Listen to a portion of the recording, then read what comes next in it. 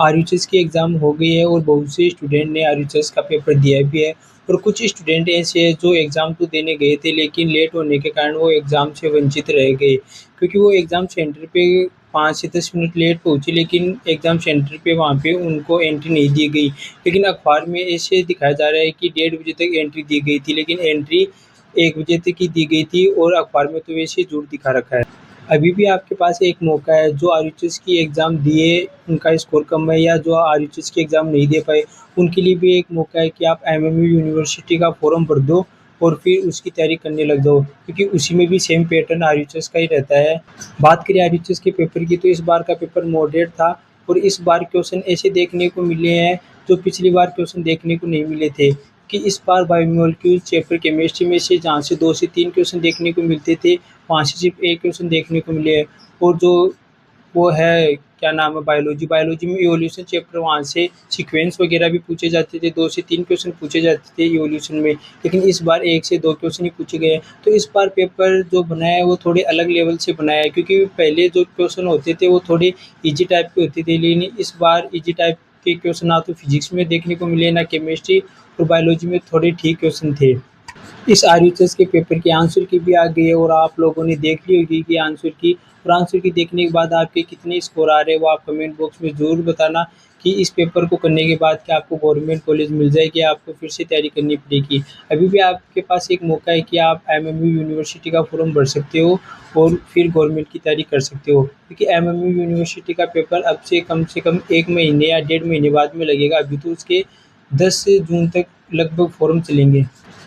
आपको निराश नहीं होना है कि मेरे कम स्कोर आ रहे हैं, तो आपको फिर से तैयारी करनी है। और जो स्टूडेंट ऐसे है जिसने 1 से 2 बार ड्रॉप लेके तैयारी की है, तो मेरा कहना है कि या ये लास्ट बार चांस है, आप करके देख लो, या तो फिर आप प्राइवेट कर लेना या फिर किसी अदर कोर्सेज़ में लेना, क्योंकि बार-बार अगर आप एक ही चीज़ के पीछे पड़े रहोगे, तो उसका कोई सॉल्यूशन नहीं है। तो इसलिए आप ना अगर अदर कोर्सेज़ में एडमिशन ले सकते हो।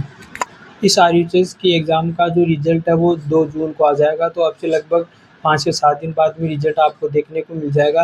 फिर उसके कुछ दिन बाद में काउंसलिंग स्टार्ट हो जाएगी, तो काउंसलिंग में मैं आपकी हेल्प करूँगा।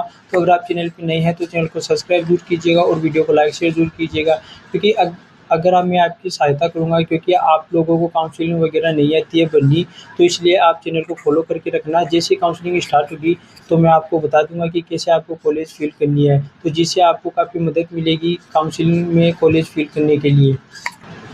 आपको पता है अब आईएचएस में भी काफ़ी कंपटीशन बढ़ गया है। पहले जहाँ 1 लाख से कम फ़ॉर्म भरे जाते थे, अब 1 लाख से ज़्यादा फ़ॉर्म भरने लगे हैं।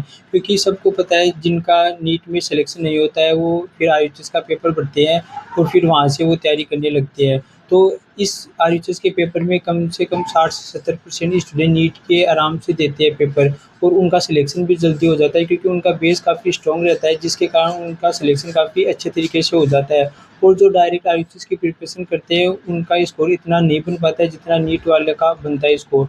मैं ऐसा नहीं कह रहा कि जो डायरेक्ट प्रिपरेशन करते हैं उनका स्कोर नहीं बनता है, लेकिन उसमें काफ़ी थोड़ा टाइम लग जाता है, क्योंकि जो नीट की तैयारी करते हैं उनका स्कोर काफ़ी अच्छा रहता है।